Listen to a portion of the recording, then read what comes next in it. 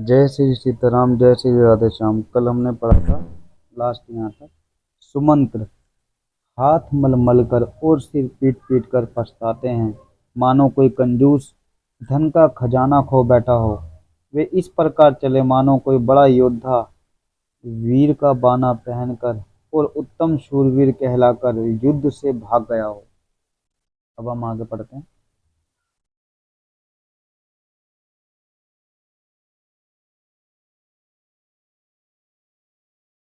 जैसे कोई विवेकशील वेद का ज्ञाता साधु संबंध आचरणों वाला और उत्तम जाति का कुलीन ब्राह्मण धोखे से मदिरा पी ले और पीछे पछतावा, उसी प्रकार मंत्री सुमंत्र सोच कर रहे हैं।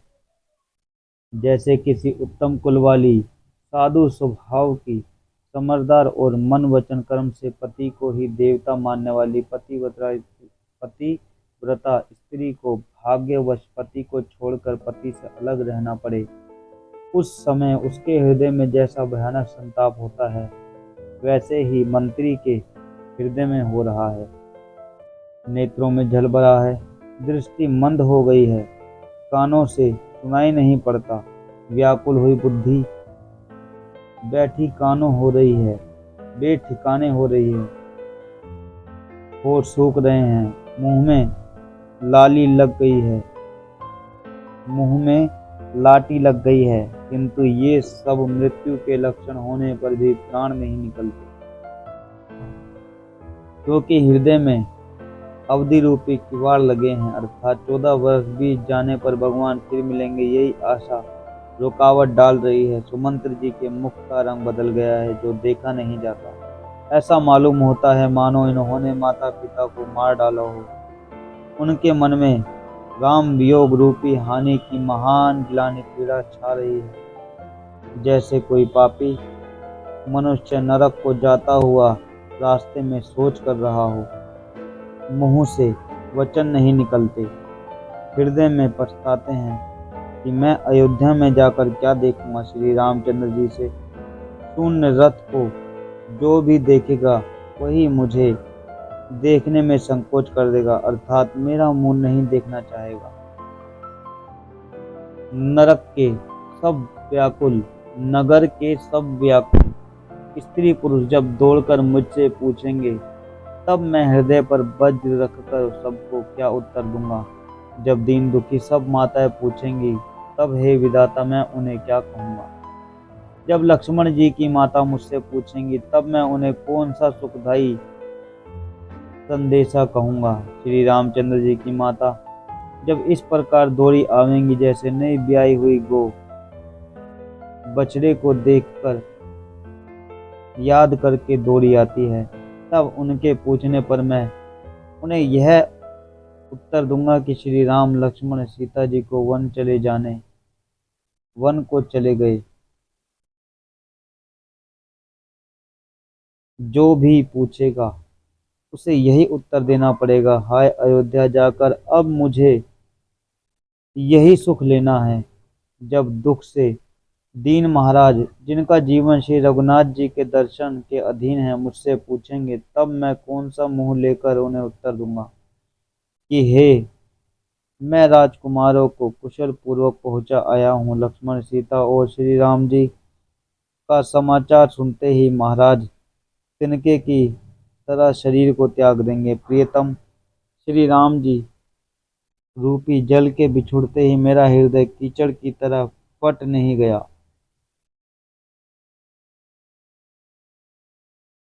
इससे मैं जानता हूँ कि विधाता ने मुझे यह यातना शरीर ही दिया है, जो पापी जीवों को नरक भोगने के लिए मिलता है।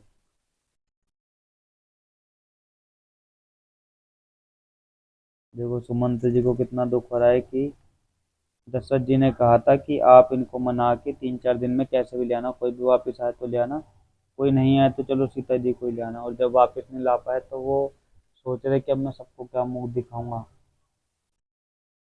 किस तरीके से बोलूं कि श्री राम जी सीता जी लक्ष्मण जी वापस नहीं आए। सब यही सवाल पूछेंगे। और जो दशरथ जी हैं, उनके तो प्राण ही इसलिए रुके हुए हैं कि वो ये समाचार सुन सके कि राम जी वापस आ रहे हैं। सीता जी वापिस आ रही हैं कम से कम, तब वो जी जाएंगे, वरना उनके तो प्राण ही निकल जाएंगे। तो ये बात मैं उनसे बोलूँ कैसे? तो बोलनी भी मुझे ही पड़ेगी। तो भगवान ने ये मुझे बहुत पीड़ा देने वाला शरीर दिया है, इसका मतलब। जैसे नरक में किसी को शरीर मिलता है फिर उसको दुखी दुख मिलता है, ऐसे मेरे को दुखी दुख मिलने, इसलिए मुझसे भगवान ने ये काम कराया। तो मेरी जान इसलिए नहीं निकल रही क्योंकि 14 वर्ष बाद श्री राम जी जब वनवास काट के अयोध्या वापस आएंगे तो उनको देखने के लिए मेरे प्राण रुके हुए हैं। इतना व्याकुल तो सुमंत्र जी हैं, खाली मंत्री जी। सोचो माता पिता का क्या हाल होगा। पूरे गांव वालों का ऐसा हाल होगा कि सुमंत्र जी सोच रहे हैं मैं इनको क्या कहूँगा। सभी लोग, सभी लोगों का प्यार कहा नहीं जा सकता कि कौन कितना ज्यादा करता है।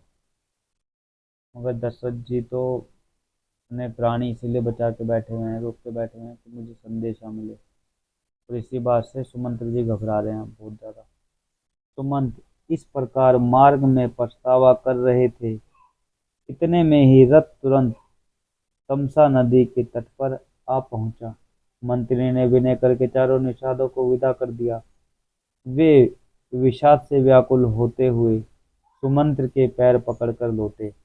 नगर में प्रवेश करते ही मंत्री गिलानी के कारण ऐसे सकुचाते हैं मानो गुरु ब्राह्मण और गौ को मार कर आए हों। सारा दिन एक पेड़ के नीचे बैठकर बिताया। जब संध्या हुई तब मौका मिला। अंधेरा होने पर उन्होंने अयोध्या में प्रवेश किया और रथ को दरवाजे पर खड़ा करके वे चुप से महल में घुसे। जिन जिन लोगों ने समाचार सुन पाया वे सभी रथ देखने को रात द्वार पर आए। रथ को पहचान कर और घोड़ों को व्याकुल देखकर उनके शरीर ऐसे गले जा रहे हैं, क्षीण हो रहे हैं जैसे धाम में ओले।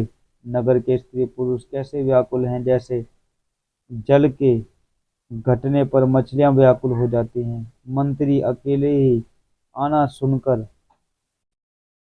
सारा रानीवास व्याकुल हो गया। राजमहल उनको ऐसे भयानक लगा मानो प्रेतों का निवास स्थान शमशान घाट हो। अत्यंत आर्त होकर सब रानियां पूछती हैं, पर सुमंत्र को कुछ उत्तर नहीं आता। उनकी वाणी विकल हो गई है, रुक गई है। ना कानों से सुनाई पड़ता है और ना आंखों से कुछ सूझता है। वे जो भी सामने आता है उससे पूछते हैं, कहो राजा कहाँ है?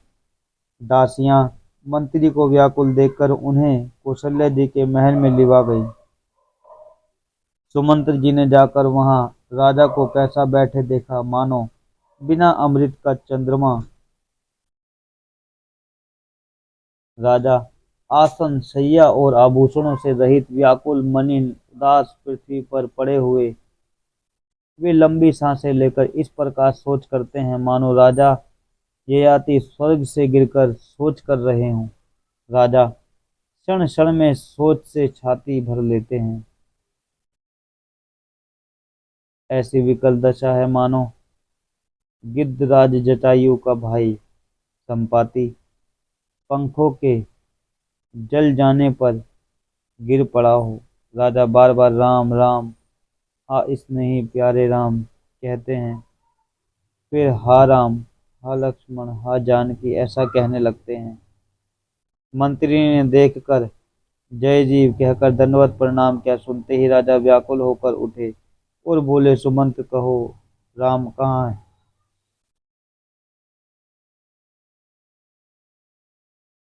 राजा ने सुमंत्र को हृदय से लगा लिया मानो डूबते हुए आदमी को कुछ सहारा मिल गया हो। मंत्री को स्नेह के साथ पास बैठाकर नेत्रों में जल भरकर राजा पूछने लगे, हे मेरे प्रेमी सखा, श्री राम की कुशल कहो बताओ। श्री राम जी, लक्ष्मण जी और जानकी जी कहाँ हैं? उन्हें लौटा लाए हो कि वे वन को चले गए? यह सुनते ही मंत्री के नेत्रों में जल भर आया। शोक से व्याकुल होकर राजा फिर पूछने लगे, सीता राम और लक्ष्मण का संदेशा तो कहो। श्री रामचंद्र जी के रूप, गुणशील और स्वभाव को याद करके राजा हृदय में सोच करते हैं।